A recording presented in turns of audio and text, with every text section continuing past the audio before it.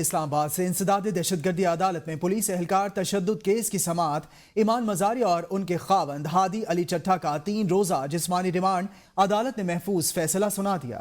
Prosecutor کے ملزمان کے 30 دن کے جسمانی ریمانڈ کی استدعا مسترد کر دی گئی۔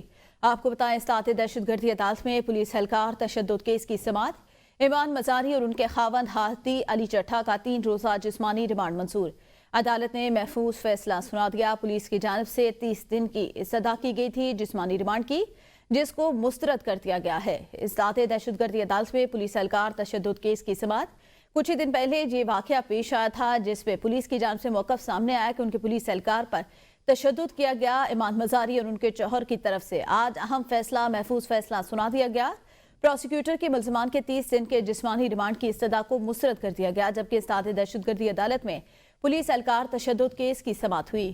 ایمان مزاری اور ان کے خاوند ہادی علی چٹھا کا 3 روزہ جسمانی ریمانڈ منظور کر لیا گیا۔ عدالت نے محفوظ فیصلہ بھی سنا دیا ہے۔ انسداد دہشت گردی عدالت میں پولیس اہلکار تشدد کیس کی سماعت ہوئی۔ ایمان مزاری اور ان کے خاوند ہادی علی چٹھا کا 3 روزہ جسمانی ریمانڈ عدالت نے محفوظ فیصلہ سنا دیا۔ جمشید قادر سے عدالتی کارروائی کے حوالے سے جانیں گے۔ جی جمشید قادر۔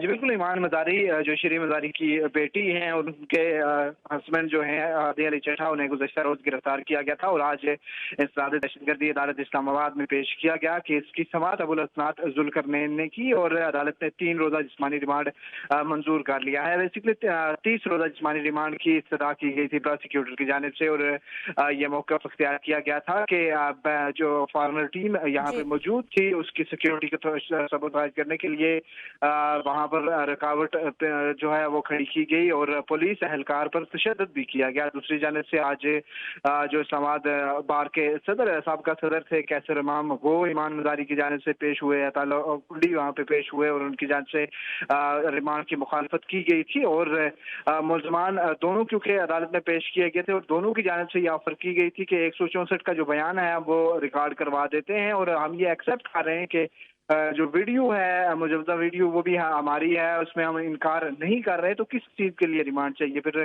پروسیکیوشن کی جانب سے یہ موقف اختیار کیا گیا کہ اس ویڈیو کا فورینسک کروانا ہے اور اس کے ساتھ ساتھ جو دیگر جو تحقیقات ہیں، مزید جو افراد وہاں پر موجود تھے ان کے حوالے سے تحقیقات کرنی۔ جی صحیح، 3 دن کا ریمانڈ منظور کر لیا گیا۔ بہت شکریہ آگاہ کرنے کے لیے جمشید۔